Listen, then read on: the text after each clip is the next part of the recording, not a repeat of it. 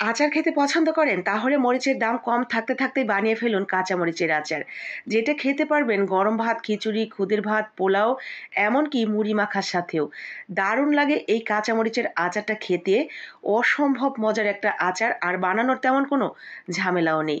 তাই চটজলদি এখনই বানানো শুরু করে দেন দেখা মাত্রই। প্রথমেই আমরা এখানে কিছু কাঁচামরিচ নিয়ে নিব। যারা ঝাল খেতে পছন্দ করেন তারা ছোট ছোট সাইজের বিন্দু মরিচ যেগুলো সেগুলো নিতে পারেন।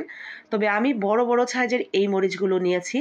এই মরিচগুলো এমনিতেও খেতে ভালো লাগে, খুব বেশি ঝাল থাকে না, আবার একেবারে যে ঝাল কম তাও না। তো এই বড় সাইজের মরিচগুলো দিয়ে বানালে আপনার ঝালটা সহনীয় পর্যায়ে থাকবে, ছোট বড় সবাই খেতে পারবে। তো আমি মরিচগুলোকে বোটা ছাড়িয়ে আগেই ভালো করে ধুয়ে নিয়েছি এবং কিছুটা রোদ্রে দিয়ে একটু গায়ের পানিটা শুকিয়ে নিয়েছি। এরপরে আমরা সুন্দর করে কেটে নিয়েছি এগুলোকে। এখন একটা ঢাকনাওয়ালা যে কোনো একটা জার নেবেন। এইভাবে মরিচগুলো দিয়ে হাফ কাপের মতো ভিনেগার দিয়ে রেখে দিবেন। এটাকে আমরা ঢাকনা দিয়ে রেখে দিব রোদ্রের মধ্যে বসিয়ে মোটামুটি ১-১.৫ ঘন্টার মতো। তো রোদ্রে এইভাবে ১-১.৫ ঘন্টা বসানোর মাঝখানে মাঝে মাঝে এভাবে একটু ওলটপালট করে দিবেন, যাতে ভিনেগারটা সব জায়গায় পৌঁছায়।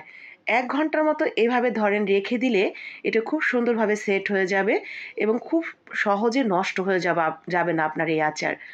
ওইটা রোদে বসানো থাক। এদিকে আমরা সরিষা, ধনিয়া, জিরা, তার সাথে ওই যে আমরা যেই বাটির মধ্যে দিয়েছিলাম ভিনেগার, সেই ভিনেগারটা দিয়েই আমরা এই মিশ্রণটুকু পেস্ট করে নিলাম। এখন সেই পেস্টের সাথে শুধুমাত্র লবণ এবং হলুদ দিয়ে খুব ভালোভাবে মিশিয়ে নিয়ে এর সাথে দিয়ে দিব সরিষার তেল। সরিষার তেলটা আমরা এখানে নিয়েছি পুরোপুরি ১ কাপ। ১ কাপ সরিষার তেল আমি এমনিতেই আপনার প্যানের মধ্যে দিয়ে গরম করে এটাকে পুনরায় আবার ঠান্ডা করে নিয়েছি। সেই ঠান্ডা হয়ে যাওয়া সরিষার তেল দিয়ে মশলাটার সাথে ভালো করে মিশিয়ে নিয়েছি। এখন ওই যে প্রথমে আমরা রেখে দিয়েছিলাম দেখেন, ভিনেগারের মধ্যে রাখাতে এর কালারটা কিন্তু আরও অনেক বেশি চকচকে হয়ে গেছে। আর দেখতেও মাশাআল্লাহ অনেক বেশি তাজা লাগছিল। তো আমরা সেই ভিনেগার এবং সাথে দিয়ে দিলাম মরিচ।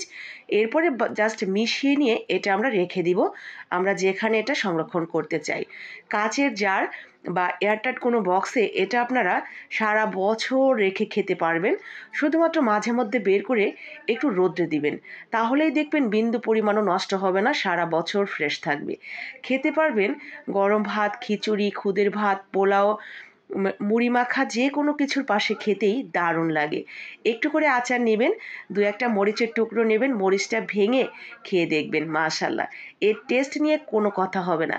তাই যারা আচার প্রেমী আছেন, একটু ঝাল টক খেতে পছন্দ করেন, তারা এটা বানিয়ে নেবেন। টক টক ঝাল ঝাল এই আচারটা দারুণ লাগে সব কিছুর সাথেই খেতে। যারা একটু মিষ্টি খেতে পছন্দ করেন সামান্য একটু চিনি অ্যাড করে নিতে পারেন, তবে আমার কাছে এভাবেই ভালো লাগে। লাইক কমেন্ট শেয়ার করে দিবেন বাকিদের জন্য।